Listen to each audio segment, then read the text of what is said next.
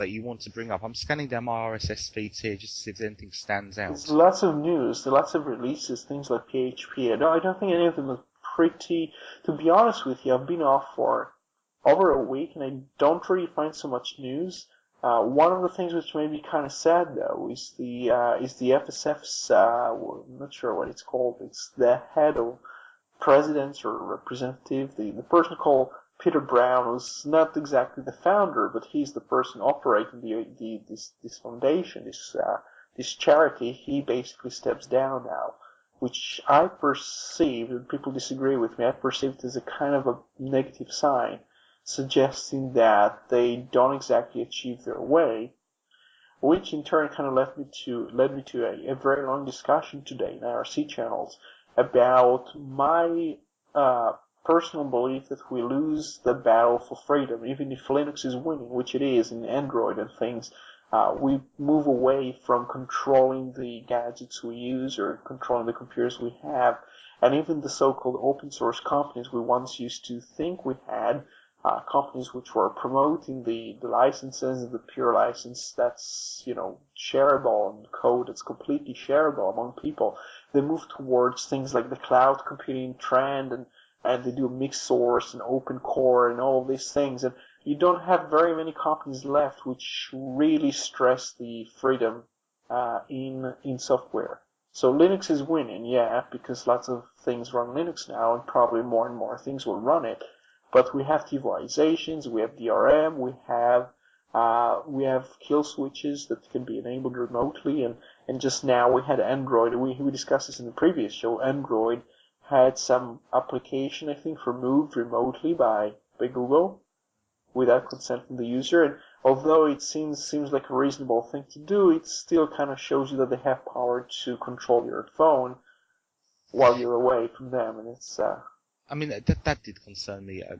I've been a supporter, user, very happy customer end user of Android. But the idea that Google, for whatever intention, has a kill switch that can take off an application from my phone, whilst on the face of it, it sounds very good because malicious piece of software is something that nobody wants on their telephone or anything else for that matter. But there is a better way, I think, of dealing with it. And I think in the last show I did say that maybe we could have a list of approved applications, and everything else on the marketplace would have a user beware type logo after it. I would hope nobody who uses Android or installs anything on their computer doesn't first of all do a bit of research anyway. If you blindly install applications on any device, I think you're asking for trouble. Even if it's not malicious, there might be a feature which you don't really want that you're not aware of until it's too late. So, I mean, I exercise installing on a position of research anyway. But I'm not happy with this kill switch idea at all. It didn't sit comfortably with me then. It still doesn't now. Because the concern would be not so much with a malicious application, which I think we can all agree would be best off your phone, but what happens if one of these copyright protection bodies, for want of a better word, comes forward and claims that an application infringes on copyright, or an application could infringe on copyright? I don't believe you can get a BitTorrent application on the iPhone, and I believe that Apple won't allow you to in case you use it in a way that could be construed as copyright infringement. I believe that's the reason. Roy, I don't know if you know. Yeah, it's actually worse than that, because it makes the file scheme an application is multi-binary that's going to run across files.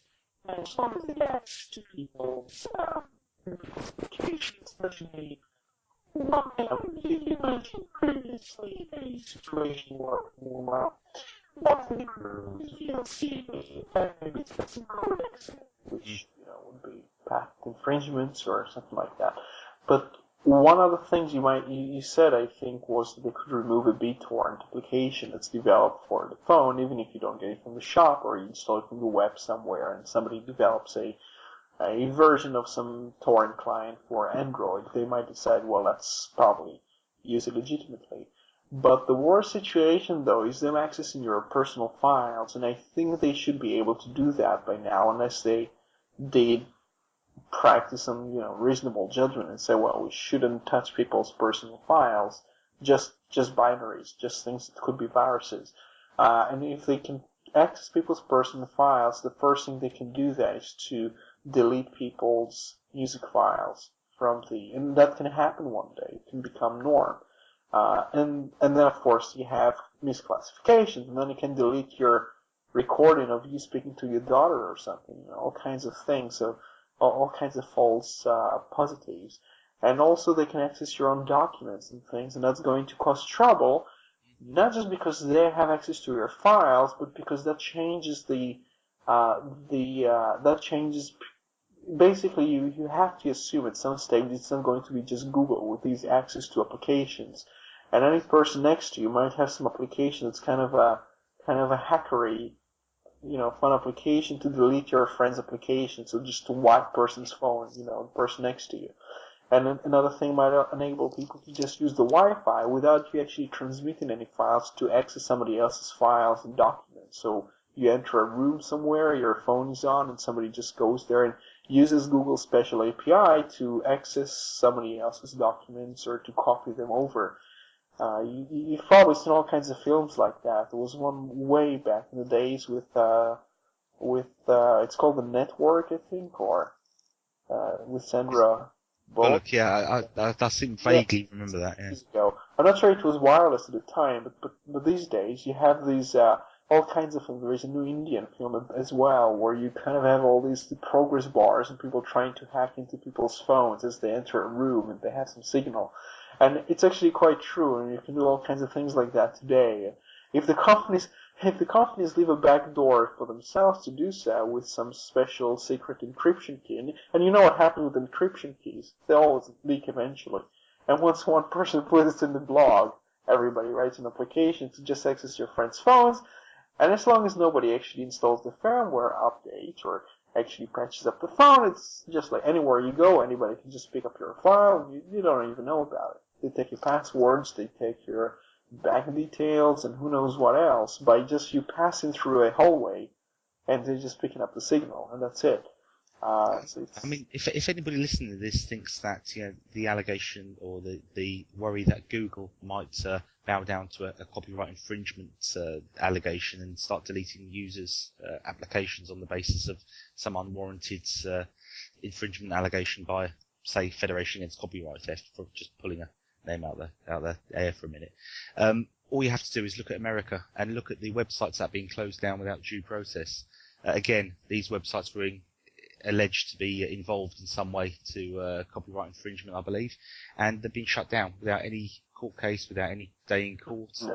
I think they shut down about 140,000 at one stage by accident. Yes, yeah. And I Like, mean, this isn't paranoid. This isn't paranoid visions of the future. This is actually happening now. And to have Google jump on board with a kill switch and start pressing it every time the MPIA phone up, saying that application X could possibly infringe on their client's copyright, isn't so far-fetched, and it's why really it should be challenged. Like I said before, and like we said on previous shows, there's plenty of other ways that you can offer a secure catalogue to people whilst keeping it open, purely by having some sort of recommendation referral scheme, maybe even a digital badge which says this application is approved. An award. The magazines, the off-the-shelf press, cover Android applications all the time. I would hazard a guess that if you've read about one on an off-the-shelf magazine and it's reviewed and given a favourable review, it's not going to be a rogue app or malicious. I think the chances are it's going to be a pretty damn good one. So there's plenty of ways around it without having to have this kill switch and keeping the Android marketplace open but secure. And it just takes a little bit of vigilance on your own part and a little bit of research first before you install an application. The free software. Sorry. So I was just going to say, which is something that I'm sure you're all doing anyway. Sorry, Roy, go on.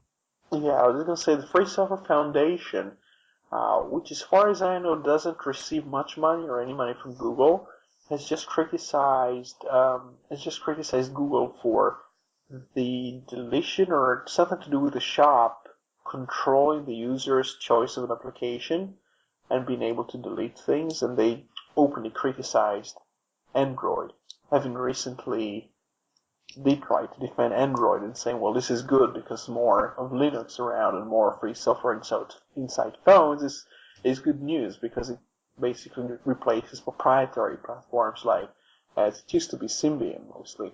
But the thing that concerns me though is did you see the interview with Stallman about what they call cell phone or mobile phones in general.